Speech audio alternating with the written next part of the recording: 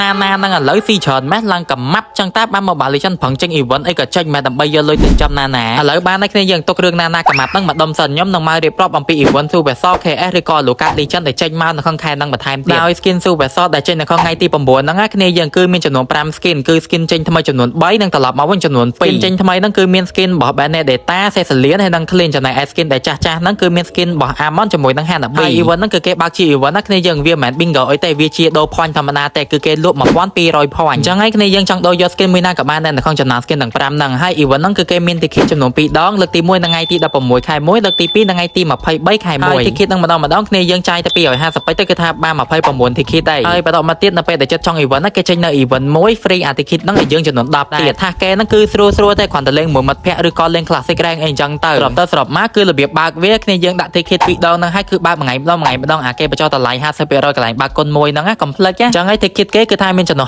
68បូកជាមួយនឹងគ្នាយើងបើកអាមួយថ្ងៃម្ដងទៀតទៅគ្នាយើងអាចចាយត្រឹមតែ1000ពេជ្រស្ដើងទេបាន skin មួយហើយតែតែបើកគុណមួយដែលគេបញ្ចុះតម្លៃមួយថ្ងៃ 50% ហ្នឹងគឺនៅសល់តែ25ពេជ្រទេអញ្ចឹងវាអស់តិចហើយមួយទៀតសម្រាប់ skin Legend នៅ Loka ទៅនៅពេលដែលគេ revamp ហើយគឺគេដាក់លក់នៅក្នុងកន្លែង Magic វាបើ skin Legend ហ្នឹងដដែលទេបើថាគ្នាយើងណាដែលថាចង់បានអីទៅចាប់យកកន្លែងហ្នឹងទៅហើយកន្លែងហ្នឹងឥឡូវគឺថាយើងចាប់ឲ្យតែគ្រប់200ដងទៅគឺថាបាន skin Legend មួយគឺវា easy ជាងការមុនហើយឥឡូវសម្រាប់ skin KS វិញគឺអាចចេញនៅចុងខែ1ហ្នឹងការវីដេអូមុនខ្ញុំថាអាចចេញនៅខែ2ខែ3ប៉ុន្តែអត់ទេគឺចេញនៅចុងខែ1ហ្នឹងមកដោយការត្រឡប់មកវិញហ្នឹងគឺថាមាន9 skin ហ្មងណាគ្នាយើងហើយ9 skin ហ្នឹងគេបែងចែកជា2មួយចំហៀងគឺជា KS ធម្មតាមួយចំហៀងទៀតគឺជា KS 97ហើយអា KS ធម្មតាហ្នឹងគឺជា KS របស់ Cho Gushin Dairot Garena Goniva Aurora ហ្នឹងគ្នាយើងអា KS 97ហ្នឹងគឺជា KS របស់ Masha Paketo ហើយនិង Valia គេបែងចែកជា2ហ្នឹងគេបែងចែកអា97ហ្នឹងធម្មតាហ្នឹងគេឲ្យយើងរើស event យើងចង់បើកអាធម្មតាឬក៏អា97ហើយនៅពេលដែលគ្នាយើងរើសហើយបើថាគ្នាយើងរើសអា97ចង់ដូរទៅអាធម្មតាឬអាធម្មតាចង់ដូរទៅអា97វិញក៏បានដែរអត់អីទេ event KS ហ្នឹងក៏គេមាន ticket ចំនួន2ដងដែរហើយមួយលើកគឺបានតែ16 ticket ទេគឺបានតិចមែនតើហើយមកប្រឡោះវាគឺថាយើងត្រូវការ10ដរដើម្បីបានមកប្រឡោះ bingo វា